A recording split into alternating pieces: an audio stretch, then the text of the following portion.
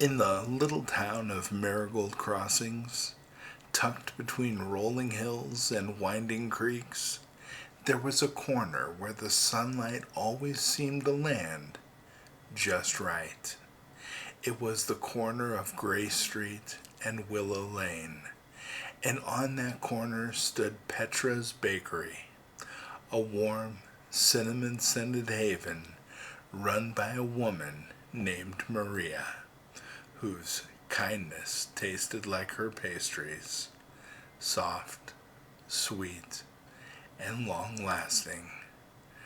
Just outside of the bakery, nestled beneath an iron lamppost wrapped in ivy and morning glories, was a wooden bench. The wood had long faded to a pale gray, smoothed by rain and years of sitting soles. It was cracked in the middle and squeaked when someone leaned too far left. Yet the town knew it as something sacred, because for over 12 years it had been home to Mr. Albert Avery, every morning at precisely 7 a.m.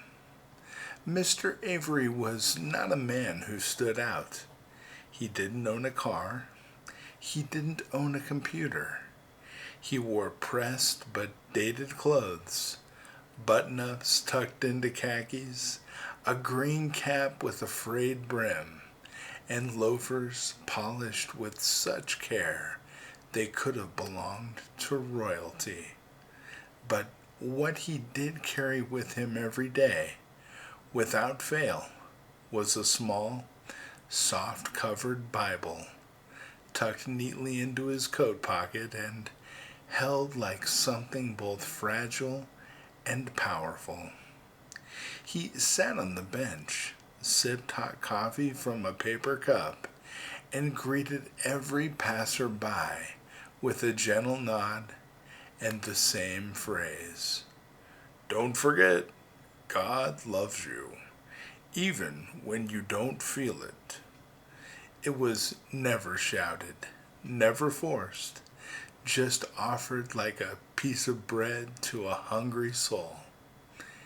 At first, people dismissed him. They had things to do, phones to check, kids to drop off, deadlines to meet. Some muttered thanks, some ignored him, some scoffed. "If God loved me, I wouldn't be late for work again." But Mr. Avery didn't stop. He sat through the hot summers and snowy mornings. He sat when his knees ached, when he was rain-soaked to his sleeves, when thunder rumbled like questions too heavy for answers. He never asked for anything in return. He just showed up with love. People began to change. A college student battling depression started sitting on the bench each Friday, quietly listening to him read a psalm out loud. A gruff mail carrier who used to grunt a greeting now brought him a cup of tea every Tuesday.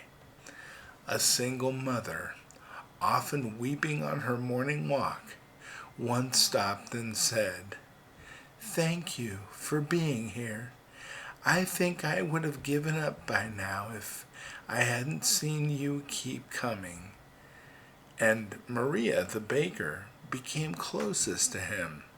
She slid his cinnamon roll onto the counter before he even opened the door.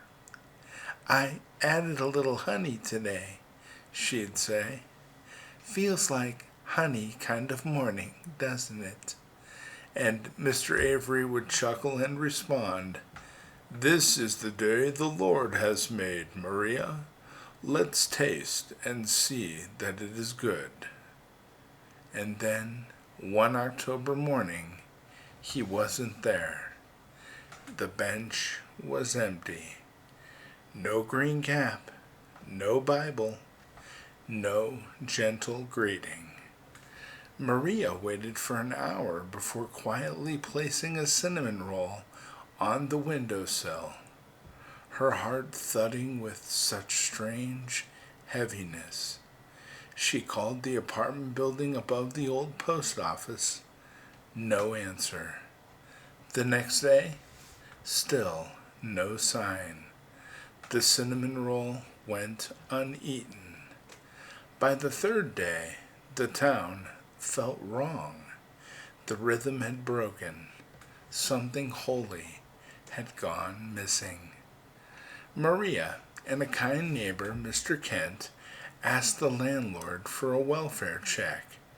The landlord, an old friend, let them in. They found him peacefully in his recliner, bathed in morning light. His hands rested on his Bible, open to Psalm 139, and a faint smile lingered on his face. A note lay on the coffee table. It was simple, written in neat cursive. If I don't make it to the bench, it means I've finally gone home. But don't forget, God still loves you, even when you don't feel it. The town mourned, quietly and deeply. No one had realized how deeply his presence had rooted itself in their routines, their memories, even their hope. Maria closed the bakery for a day, not for grief, but for gratitude. When she reopened, she placed a small wooden plaque on the bench, framed in brass, and it read, "In memory of Mr. Albert Avery, 1949 to 2025. God loves you even when you don't feel it." That's sad. She placed a small vase beside it. Someone added wildflowers. Another left a folded note. A child placed a dinosaur toy with a handwritten tag for Mr. Avery. Thank you for talking to me about Jesus. People came to sit where he once did. Some came to pray, some to cry, some to think. But every one of them felt something stir when they sat, like peace, or presence, or maybe just remembrance. And somewhere in heaven, a man with a green cap and polished loafers sat on a bench, not made by human hands, watching, smiling, knowing he had done exactly what God had asked.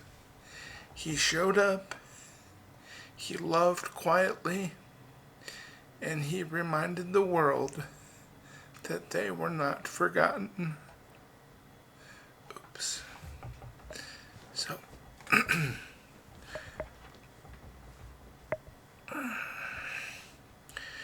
you don't need a pulpit to preach, and you don't need applause to matter.